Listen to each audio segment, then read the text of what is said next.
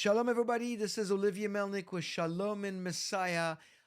Boy, do I have a great program today for you today. We're going to talk about Israel, of course. We're going to talk about Syria. That's important. We're going to talk about the ICC and the latest about the ICC. We're going to talk about Amnesty International. Lots going on. You don't want to miss this program. I have a great guest who's going to give us a lot of information. Before we get started, remember to subscribe.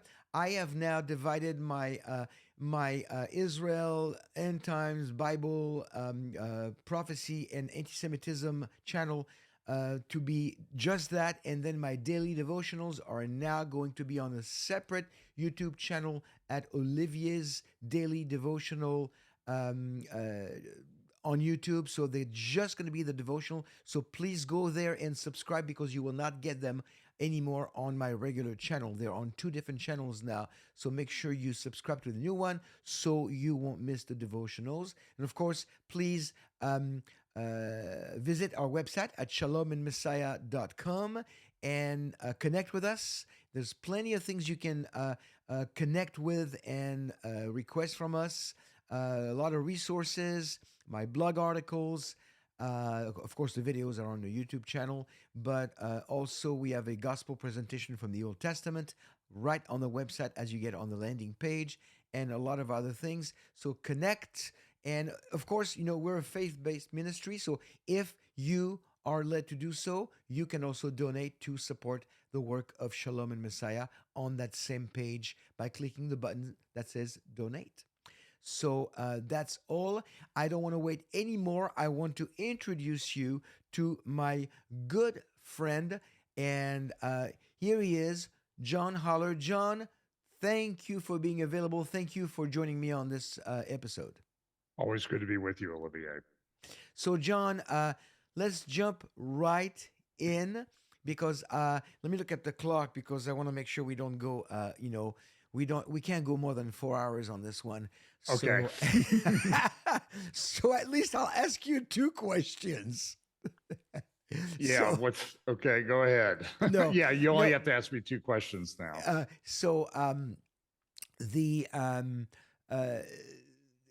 I have several concerns, but obviously, one of my concern, and I need to understand this better, and I think our audience deserves to also understand it better.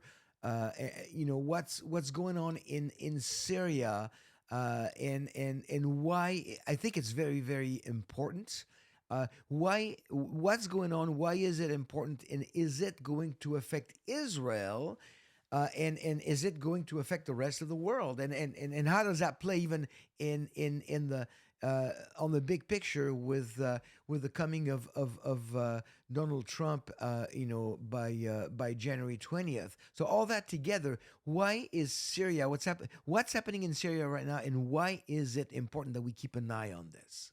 Well, I follow a lot of people, and one of my friends is a guy named Jonathan Spire, who I consider to be probably the leading expert on Syria in the Middle East from an Israeli perspective. He spent a lot of time there. He was embedded with different forces there. He wrote a giant book on it. And it's a very, very complicated situation. Will it affect Israel? Absolutely.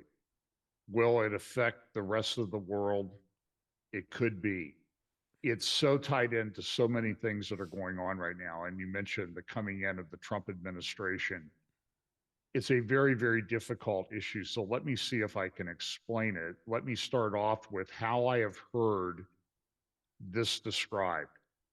David Wormser, who was on Carolyn Glick's podcast the other day, you should go listen to it.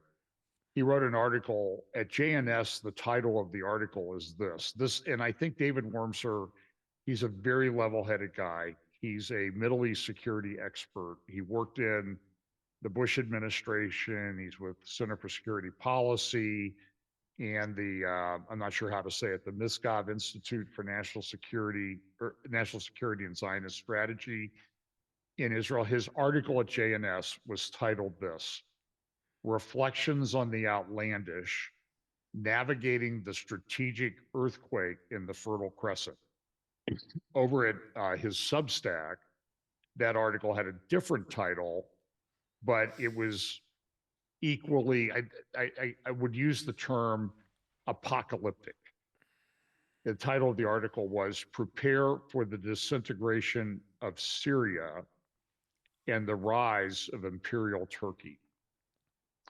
And I think this is what's exactly going on. Another podcast I heard the other day with, or just this morning with Yotanan Adiri over at Call Me Back with Dan Senor, he said that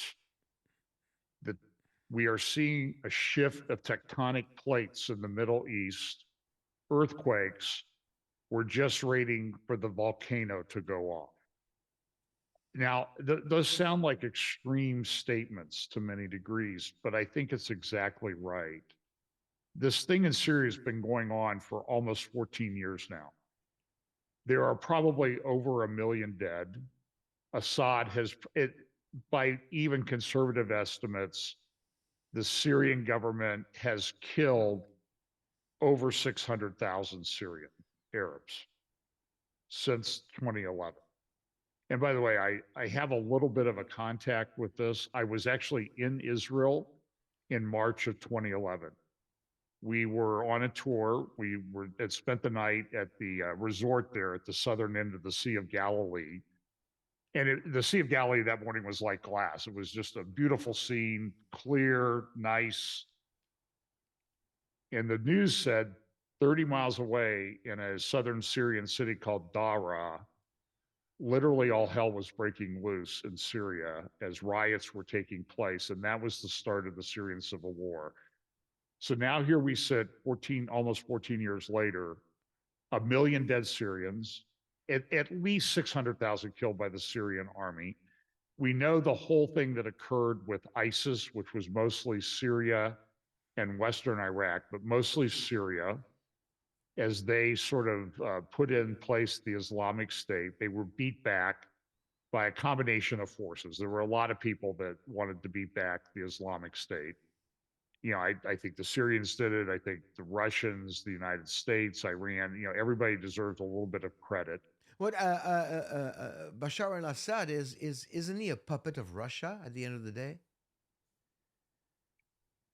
In current terms, he is propped up by the Russian, by Russia. Russia has its own problems. I'm having trouble figuring out what Russia is doing right now. Russia has a big problem in Ukraine. Like most, Russia is not.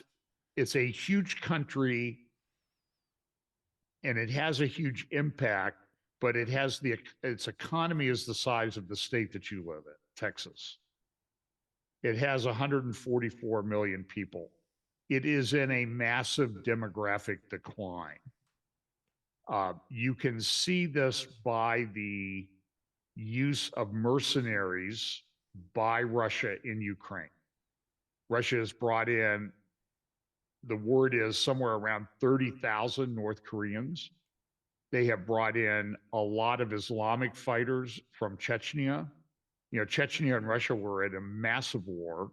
And Chechnya was like the Islamic State. Russia made peace with them, now works with them, but now there are some rumblings of problems there.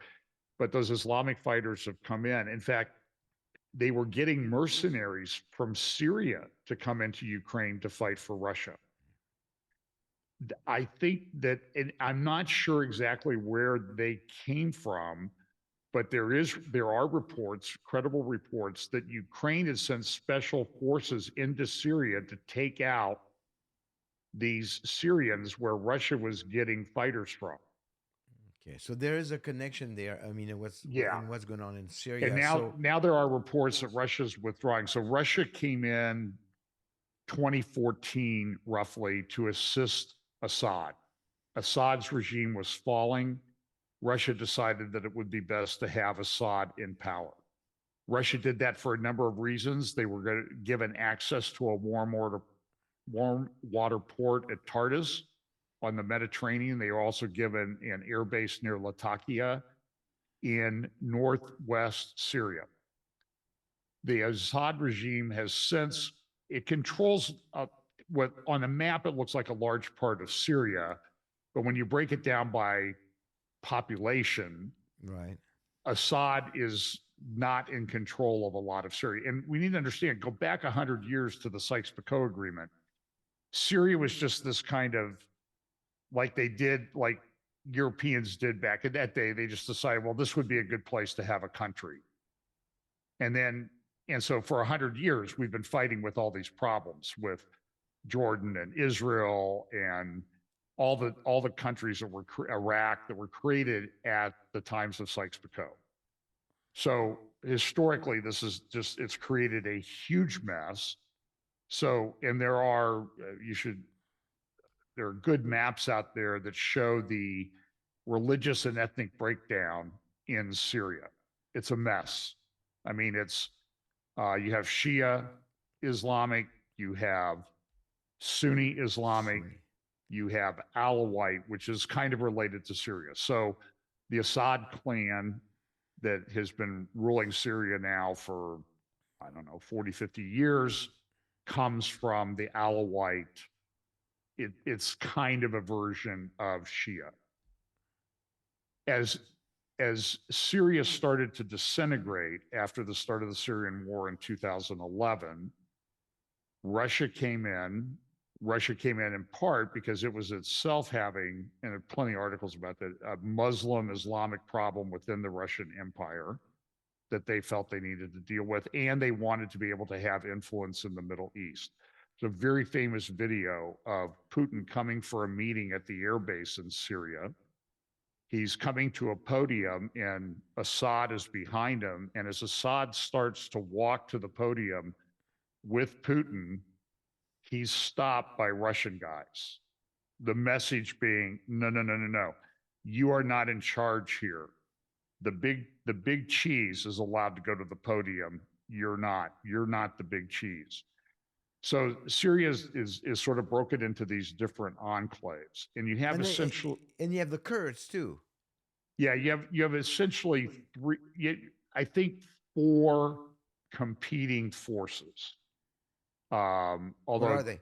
Okay, so you have the Assyrian government, you have the Syrian opposition, which consists of a thing called the Syrian Defense Forces. I think the best way to describe it would be Al Qaeda. Okay. Al Qaeda and remnants of ISIS. Okay. You still have enclaves of ISIS throughout Syria, particularly in the desert areas. They control large swaths. In the northeastern part of Syria, this would be east of the Euphrates River. There's a town called Dar el-Zor. That's controlled by Kurdish forces, and the United States has a base there with somewhere around 1,000 to 3,000 U.S. military. That's the oil region. That's also a big agricultural region for Syria. And by the way, it was a drought in Syria that was going on for about 5 years that caused a spike in food prices back in 2011, and that led to the riots, that led to almost the fall of the Assad regime. So for the last 5 years, so 6 what are the four years, groups again? You gave us three. Okay, I'm sorry. So you have the Syrian Defense Forces, you have the Syrian government, you have the Kurds, and then you also have militias supported by Turkey. Now, there's some synergy between the Turkish-supported militias and the Syrian Defense Forces. They're radical Islamists. They're Al-Qaeda. And so this is where it becomes a problem for Israel. So what's happened was those Syrian Defense Forces were sort of in the north around Idlib, Aleppo, and everything's been relatively stable for the last 5 or 6 years, with Russia being involved there. But what happened was there was an earthquake in Lebanon, not a literal earthquake, but the earthquake of Israel taking charge of Lebanon and crushing the Hezbollah leadership. Israel also made this massive attack at the end of, was it October, no, September? October, where they went in and they took out, I mean, they sent 120 fighter jets over to Iran to do bombing on certain things, including a huge missile nuclear production facility at Parchin, a secret facility. The U.S. said, don't you dare attack Iranian nuclear facilities, Israel, but they did because Israel's brilliant. I mean, and there seems to be a huge, almost a divine component to some of the things that are going on. So they send 120 jets over. They get 120 jets back. They effectively destroy the air defenses of Iran, sending the message that, listen, Iran, you need to be careful because we can do whatever we want. We send 120 things over. You had these supposedly great Russian S-300 defenses, and we've taken them out. We've neutralized them, and we got everything back that we sent over in this very complex operation where we have to I mean, these jets can't fly over and back. They don't have that kind of range. So how does that connect to Syria again? Because now Iran appears weak. So I read there's a guy named Charles Lister. He had a great, on his Twitter feed, he had a great analysis of what happened in Syria. So while Syria has been quiet, it's very much like Hezbollah or Hamas in Gaza. The Al-Qaeda Syrian sort of ISIS, the Syrian Defense Forces were quiet, but they were preparing. They've put in place a very sophisticated, military tested command and control structure. Excuse me 1 second here. I'm not sure why Oops. I guess they thought we lost you for a second. You froze for about a second, but that's okay. That's okay. That's okay. My iPad went off here. Let me shut this thing off. I don't know why this thing. It was probably Bibi Netanyahu calling you to ask you for advice.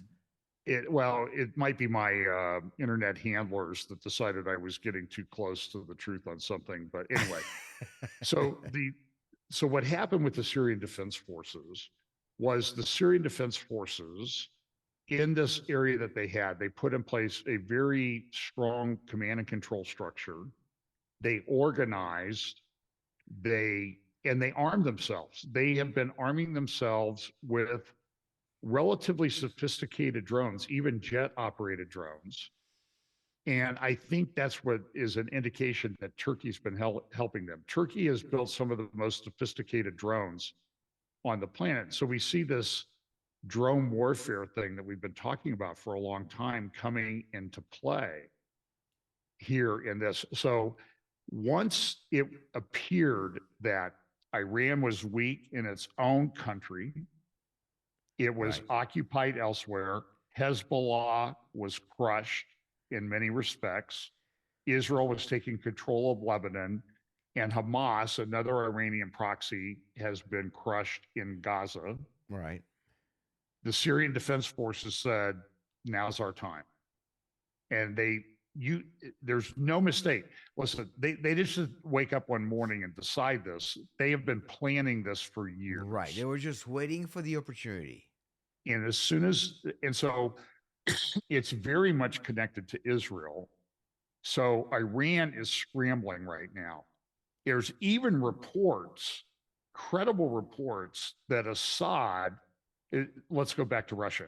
So Assad has always had, Russian backing. And it's allowed Assad to control the areas along the coast. Russia doesn't have a lot of military forces there. They've had some of the Wagner group, but that's even had, they had trouble. They took out the leader of the Wagner group last year in Russia. Right. And there were also reports the other day that Russia was withdrawing from the Tartus naval base. Now, it may be that they need those naval ships elsewhere. They also did some hypersonic missile testing out in the Mediterranean. So I'm not sure exactly what it is, but there are credible reports that Russia's kind of pulling back. In light of that, there are credible reports that Assad contacted Israel and said, would you help me? Now, I think Israel, from Israel's standpoint, Assad is the devil you know and the devil you can control. Israel could not occupy Syria. They don't have the military to do that. They have enough trouble with Gaza and Lebanon. They don't have the military forces to do that. And the United States is kind of slow walking, resupplying ammunition and missiles and that type of thing to Israel in the waning days of it's sort of the parting gift of the Biden administration. So Assad contacted Israel and said, will you help? Israel said, if you completely break with Iran, we might. And that's confirmed? I've seen this too many places to say that I can just totally dismiss it. Assad has not accepted that. So the reports, and so what the Syrian Defense Forces are doing they are moving south. So you have a string of the main population centers of Syria would be in the cities of Idlib, Aleppo, Homs, and Damascus. Right. Aleppo, I believe Aleppo is the largest city. That city has been taken over by the Syrian Defense Forces. They did not have this a week ago. This just started a week ago. They are also moving on Homs. There are videos today that, as best as I can tell from some of the good open source intelligence guys that I follow on Twitter and Telegram, that the Syrian army, under the control of Assad, has started withdrawing from Homs and moving to the south to defend Damascus. So we're not looking at something that's going to be like lasting. I mean, it's not drawing to be like a long thing. We could be looking at a change of regime within the next weeks or two. Yes, you could, and because Russia's occupied elsewhere. So Iran is weak. Russia's occupied elsewhere. Russia is providing some air support to Syria that they did throughout the Syrian civil war. And remember what happened was Iran came in. Iran has stationed Hezbollah militias and other Iranian Shia supporting militias throughout Syria, even along the Golan Heights. Hezbollah fighters came from Lebanon to assist Syria in its internal civil war and to help the regime. But now Russia's in the Syrian Air Force and Russian Air Force. I don't know how else to describe it. They bombed the smithereens out of Sunni areas in Aleppo, Idlib, Homs, and Damascus. And remember, at one point, Syria had a population of 23 million. That population is probably easily under 15 million now. Where did those 8 million people go? A couple million went to Jordan, 1.5 million refugees into Lebanon, which destabilized Lebanon, 3,300,000 refugees into Turkey, and over 2 million into Europe, which is destabilizing Europe as we watch this.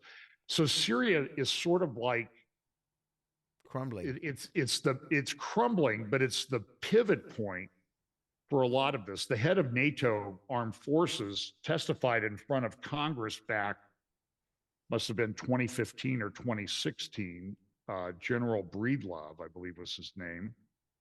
And he said, look, what happened in Syria was it appeared that people wanted to get these Sunni Islamic people out of Syria and put them on the road to make them somebody else's problem. And Russia and Syria destroyed vast swaths of Syria. Now, I think Russia came in part because Russia thought when they go to rebuild Syria, we'll get the contracts. Syria's not been rebuilt. Go look at the drone footage in Sunni Muslim areas of Syria have been destroyed.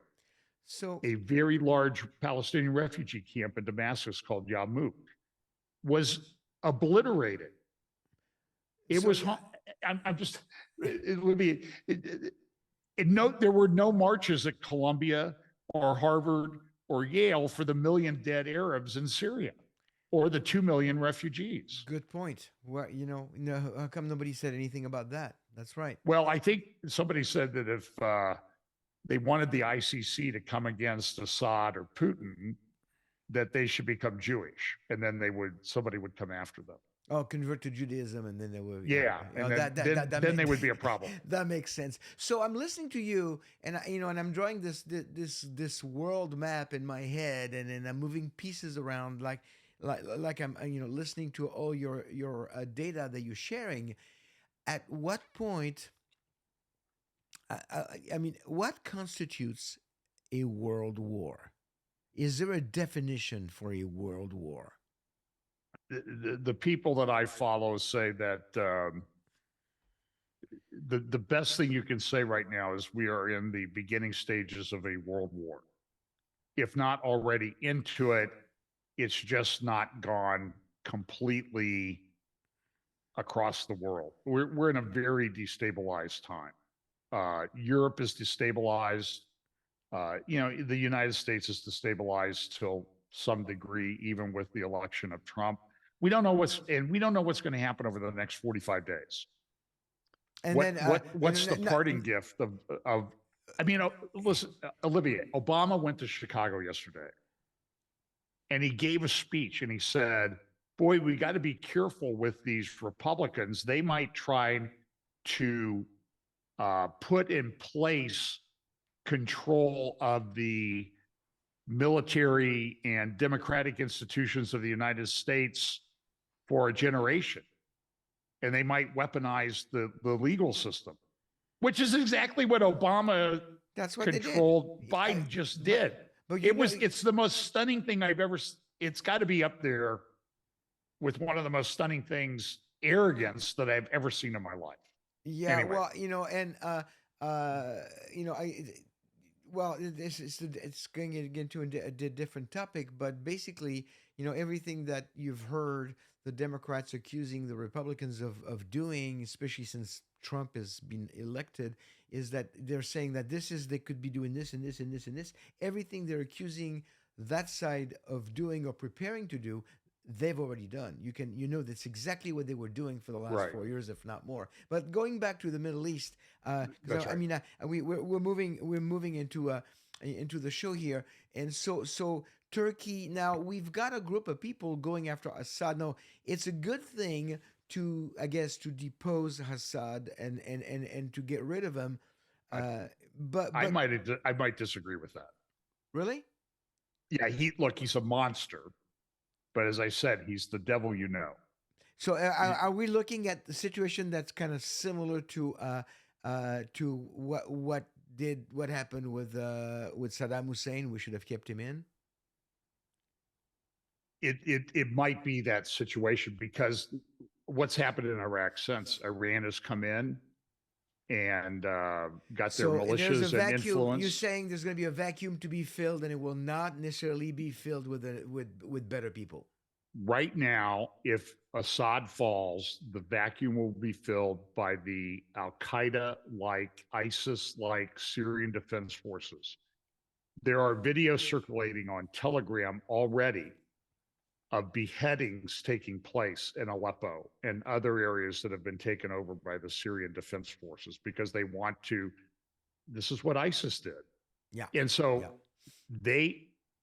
we need to understand that these radical jihadists, they don't like anybody. They don't like the West. And understand, when David Wormser says the rise of imperial Turkey, there are many indications now that Erdogan is behind this. Erdogan has been in power for 20 years. Turkey used to be a secular state. The military was secular. Erdogan in the last decade has jailed more journalists than any other government on planet Earth. He has completely remade the Turkish military, because it used to be if a guy got in and he became a little bit too Islamic, the military would have a coup. So what Erdogan did was he completely remade the Turkish military. He has a problem with the Kurds. The Kurds are the largest ethnic group in the world. They're very friendly to Israel, largest ethnic group in the world without their own country. They were given part of Iraq, but that did nothing with what they have. They were given sort of a part of the Iraq after the United States kind of Could went in and Syria messed that up. yield parts of its territory to become Kurdistan? Sure, they could. They don't control that part of the country anymore. Anyway, if you look at any control map, the Carter Center has a great map on Syria that shows how it's changed over time. They don't control the northeast part, the Kurdish areas of Syria anyway. But now Turkey doesn't like the Kurds. So Turkey has done, as best as I can determine, over 4,000 bombing missions into the Kurdish regions of Syria over the past 3 months. 4,000. But nobody's talking about that. There are some reports, I haven't been able to verify this, but some of the open source intelligence guys were saying that Turkey's cleansed 200,000 Kurds in that period of time. I don't know that that's true. I'm trying to confirm that. I'm just saying what's being reported out there, but understand that if Erdogan could get away with that, he would do it. So this is okay. So this is happening right now, and a lot of what's happening, a lot of the killings, none of it is reported. Nobody cares. They only care, like you mentioned, if those people would just become Jewish, all of a sudden it would be reported, and the finger would be pointed at. So this I want to shift a little bit because as we're talking about the situation in the Middle East, and I want to come back to of course my I'm getting a phone call now. Hold on.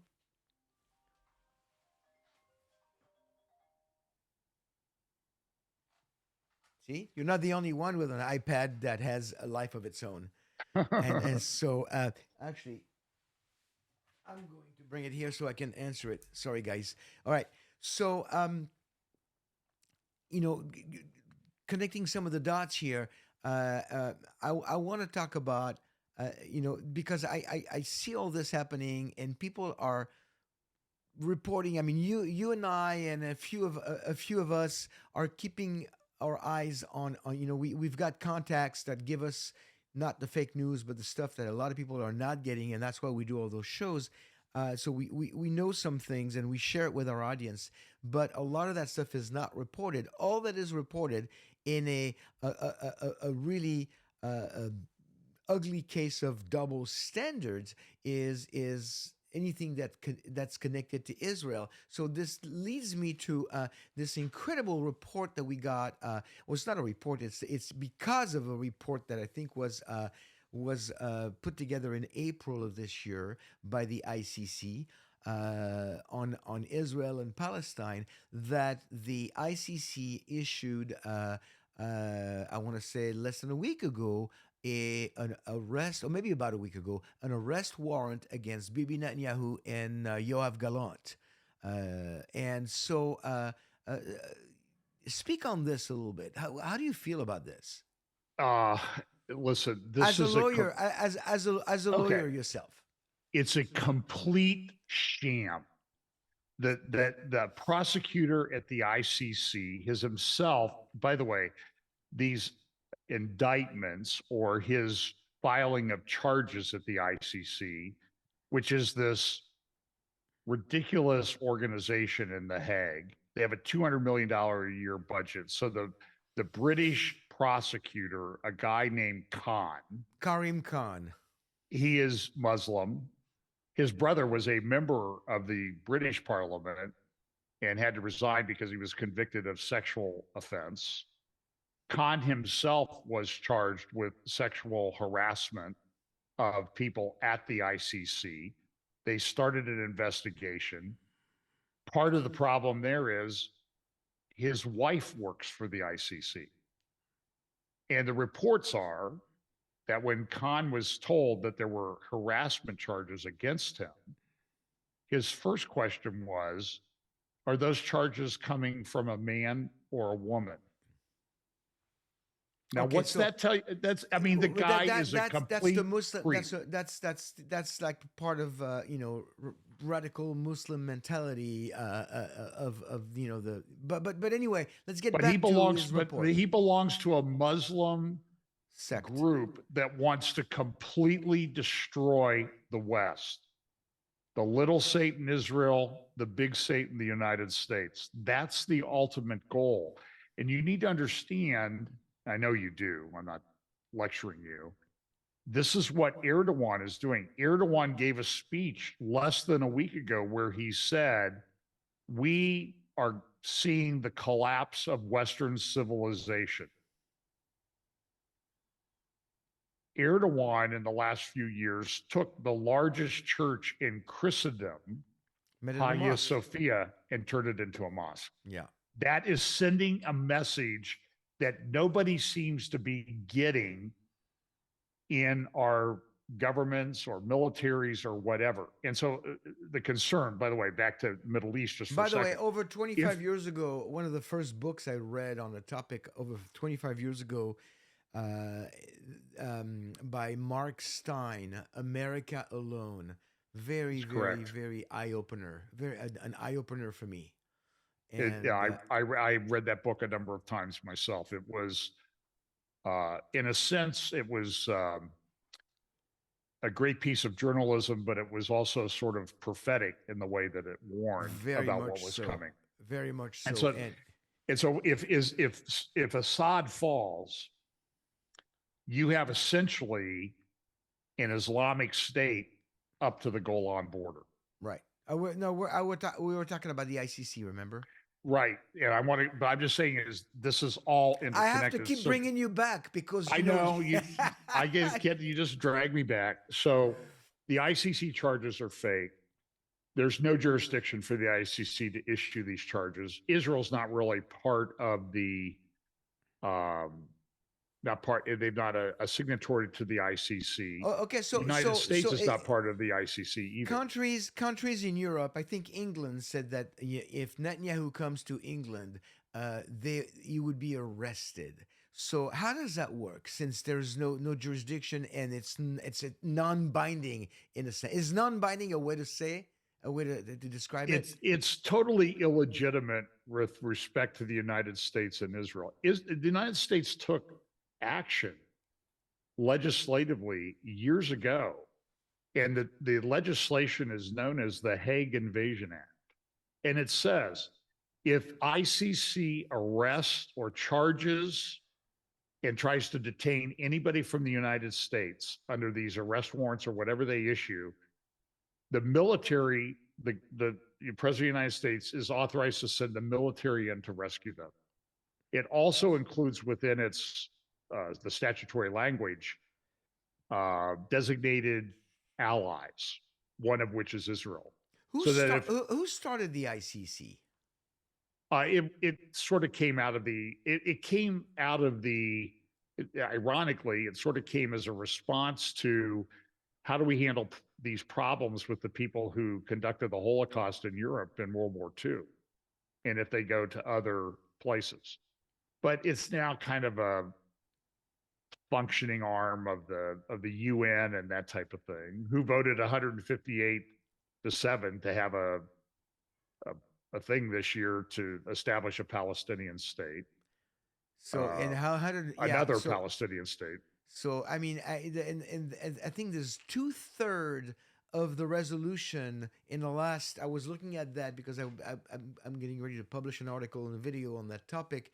Uh, I want to say 164 or something like that to 82. 160 plus resolutions against Israel in the last 9 years, as opposed to 80 plus for the rest of the world. For the rest of the world, so 2-1 on Israel in the last 9 years at the UN. It shows an incredible, again, double standard. Let's just go after Israel whichever way we can. And So, yeah, go ahead. Well, I was going to say, so look at what they want to do. They want to arrest Netanyahu or Galan. And by the way, it's not going to stop there. It's going to go to the Israeli Defense Forces, the military, and other people. In fact, under the ICC rules, because Netanyahu, this arrest warrant's been issued, you're not even you're subject to being sanctioned if you appear in a picture with Netanyahu. This is to try to delegitimize Israel. And this is the UN ICC. As I was researching this, I came across a UN resolution back in 1960 that the UN issued criticizing Israel. Why? Because they went to Argentina, they kidnapped Eichmann, the director of the Holocaust, and brought him back to Israel. And the UN thought that was terrible. And look, we were talking about this earlier. Amnesty International comes out. That was my next report. Point. Okay.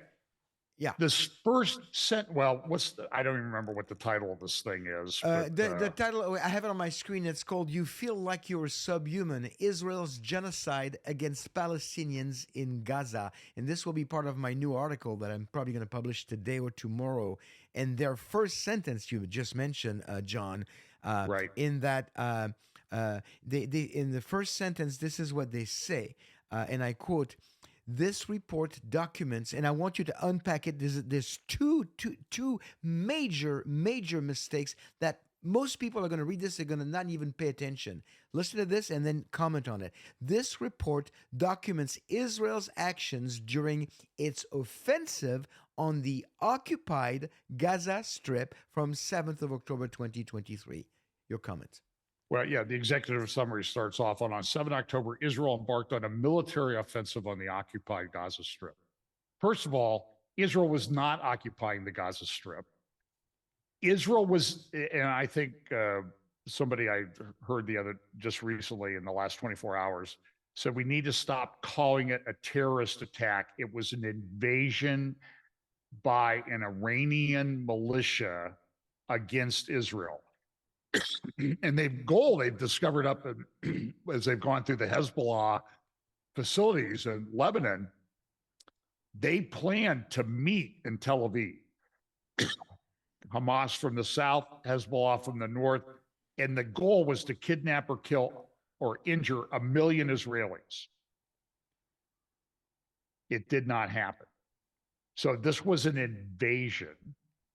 Gaza's not occupied. These arrest warrants are totally, completely illegitimate. There's no jurisdiction. So let me just sort of explain to you the legal part of that. If you pursue a case like in the U.S. courts, you can go through this case for 5 or 6 years. You can go to trial. You can go to appeal. And if an appellate court decides after all this time and money that there was no jurisdiction to pursue the case in the first instance, the whole thing becomes a legal nullity.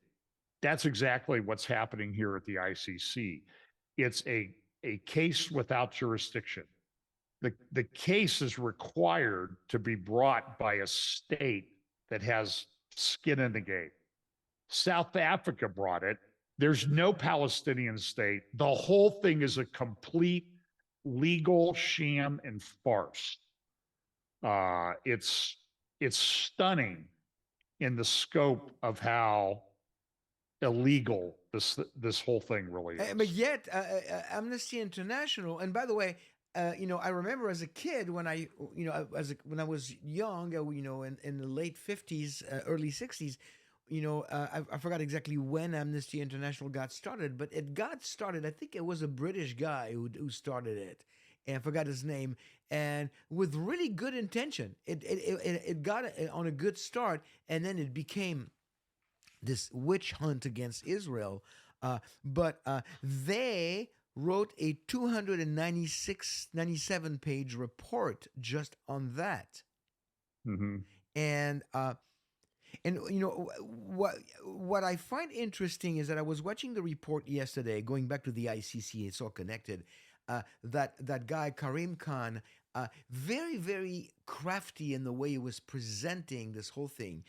the first part of his interview, of his video that I was watching, he was accusing Yahya Sinwar, Ismail Haniyeh, and the other leader of Hamas, Mohammed Deef. Mohammed Deef. He said, and they all three are dead, by the way.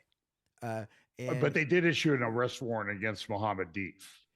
but the point is, it's easy to point the finger at people who are dead and make it look bad. But then, they started with that to establish good faith with their audience. Like, oh, we're going after the bad guys. Oh, and by the way, more bad guys. And now we talk about Netanyahu and Gallant and and what they're trying to do, and most people are really not paying attention. They're not saying it, but they're establishing moral equivalence. But John, there's zero moral equivalence. Listen, this is a stunning thing that's happening. It's hard for me to kind of go through how bad this really is for the international community. But we kind of expect it. It's a little bit hard to understand it. So what we're seeing at the ICC is very similar to what we're seeing in the breakdown of order and everything in Syria right now, the very fragile order that they used to have over the last few years. It's a tectonic shift in the geopolitical order. It's an earthquake. I mean, we just had a big earthquake in California recently, 7.0 tsunami warnings and everything. This is what's happening geopolitically right now. And so the pivot point around a lot of this is Israel, what's going on in Israel, Syria. All of this is connected to Ukraine and Russia in many respects. And so I really do think we're in the beginning stages, certainly in the beginning stages of World War III. How far does that go? Who knows? Well, but then we've got Trump coming, and that's for another show. I find it fascinating, and I'm not asking you to comment on this because that would be another 30 minutes. But I find it fascinating how people all over the world, including Democrats in America specifically, and then people all over the world are now going like, "Hey, we want to work with Trump on stopping this, on changing that." All the things they were pushing, promoting until about a week ago, 2 weeks ago, all of a sudden they're coming on their own and saying like, "Hey," what's funny is that Trump, like him or not, Trump has accomplished more in the last 3 weeks in not yet being in office than Biden has done in the last 4 years. We could talk about a number of things that he's changing. You just listen to the short 1-minute clips that you'll find of Obama on Twitter. That will tell you everything that you need to know about what Trump is already starting to unwind. I forgot what they did. I forgot who it was the other day on CNN. They were saying, and this to me was so telling. They were describing somebody that Trump was trying to add in his new as he's forming his new government, and they were saying, you know what's dangerous about this person? He's competent, and I'm going like, wow. I mean, it's just like the basic thing. We're very scared because he knows what he's doing, and he's going to be doing what he said he's going to be doing. He's competent. In other words, we don't mind if it's a bunch of puppets doing whatever, but this guy's competent. It's very scary. But that's for another time. I really don't want to get into that. Maybe you and I should. You don't want to open a can of worms with me. No. You know that. But right now, so it's interesting because I did use the word tectonic plates actually in what was happening in the region a few days ago, and then you just used it again in the conversation. So I find it to be a good description of how everything is shifting globally, and especially in the Middle East. I'm looking at the clock, and we got to wrap this up. But John, every time we talk about those things, I look at the situation in the Middle East, situation with my people, Israel, the Jewish people over the world, and my audience, they know me, they know I fight against anti-Semitism and I try to educate people on how to do it as well. From a human perspective, it's hopeless. It's hopeless. We are in World War III or getting into it. We don't know how long it's going to last. Those were your words, John, and I agree with you. It's looking very bleak, but we serve a mighty God who never changes, who's the same yesterday, today, and forever. And we also know that the only hope that people have, and I don't care if they're Jewish, Muslim, or whatever, whoever they are, the only hope that anybody has in the world is the hope they can find in Jesus, in Yeshua. And regardless of the situation, and it is crazy. It is changing day by day, hour by hour. But you and I have done this recording for an hour now, and we're gonna check the news when we're done, and we're probably gonna go like, "Oh, this happened when we're online." Seriously, it's how bad it is. It's how quickly things are moving and shifting. But what doesn't move, what doesn't shift, what doesn't change?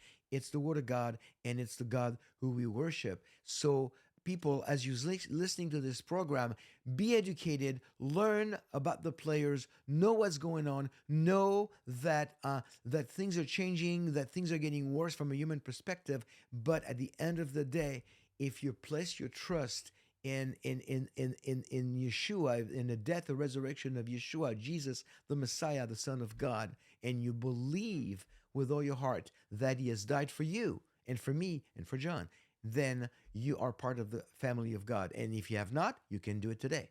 You can just ask Him to become your Savior, believe that Yeshua died for your sins, rose again, ascended to be with God and the Father, and will return one day to establish the millennial kingdom and to bring in peace, real peace. There's not going to be any real peace in the world. I don't care what you hear about the Abraham Accord. That's another topic altogether.